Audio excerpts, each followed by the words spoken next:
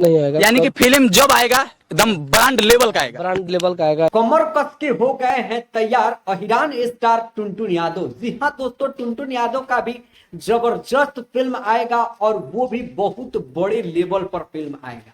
Budget की बात की जाए तो भाई आप लोग वीडियो में प्लीज लास्ट तक बने रहिए।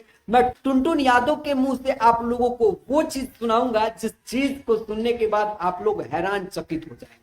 दोस्तों, भोजपुरी के वो सुपर स्टार जो आज अपनी जातिवादित गाने से इतना फेमस हो गया कि वो आज फर्श से अर्श तक पहुंच चुका है।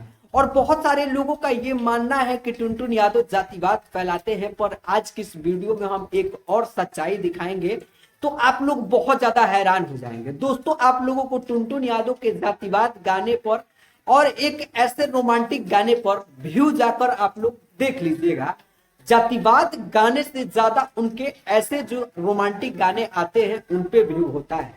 और बात लोग कहते हैं कि जातिवादित गाने से ये आज बहुत बड़ा सुपर स्टार बन गया और ये चीज गलत है। लेकिन टुनटुन यादव एक इंटरव्यू में अपना कुछ खुलासा किए हैं, तो प्लीज आप लोग उस इंटरव्यू को मेरे मुंह से नहीं पर टुनटुन यादव के ही मुंह से सुन लो।